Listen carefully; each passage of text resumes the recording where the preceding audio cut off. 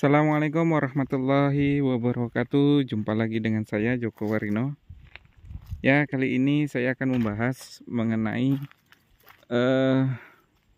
proses pembersihan ya, pembersihan gulma di lahan kelapa sawit.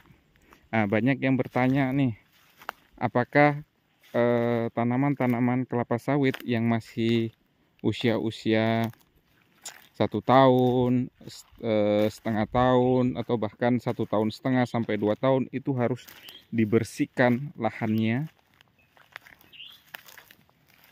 Nah, sebenarnya kalau masalah dibersihkan, ya memang harus dibersihkan, tapi perlu diketahui juga bahwa proses pembersihan lahan ini itu sebenarnya tidak dianjurkan pembersihannya secara menyeluruh. Artinya tidak dianjurkan pembersihan itu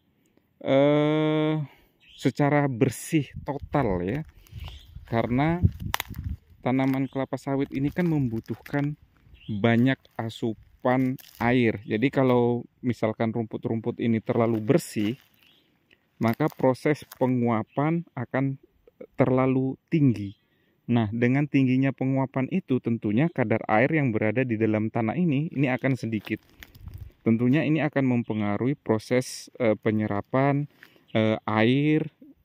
Kita ketahui air ini juga membantu proses penyerapan unsur hara di tanaman kelapa sawit. Jadi kalau airnya sedikit di dalam tanah, maka proses penyerapan unsur hara juga akan dikit.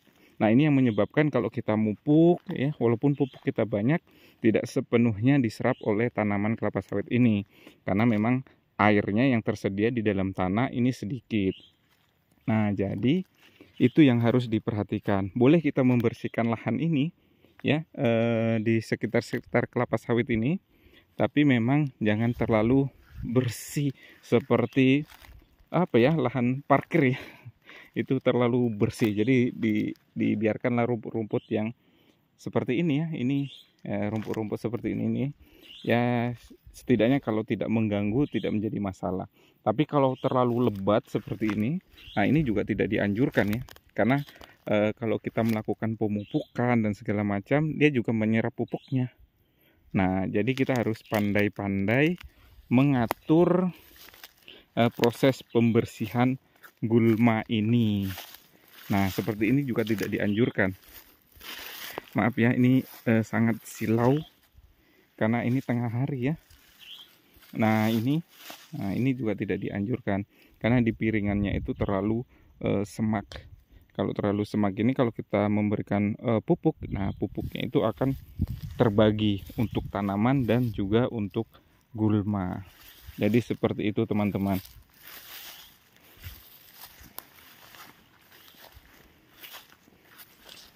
Jadi kesimpulannya, terlalu bersih juga tidak boleh ya, terlalu semak juga tidak boleh. Jadi banyaklah ininya. Nanti teman-teman terlalu rajin ya, disemprot kemudian digaruk dan segala macam jadi bersih. Nah, itu bisa mempengaruhi proses perkembangan tanaman kelapa sawit itu sendiri. Terlalu semak juga seperti itu. Nah, mungkin itu aja pembahasan kita kali ini. Ya, semoga bermanfaat ya untuk para petani.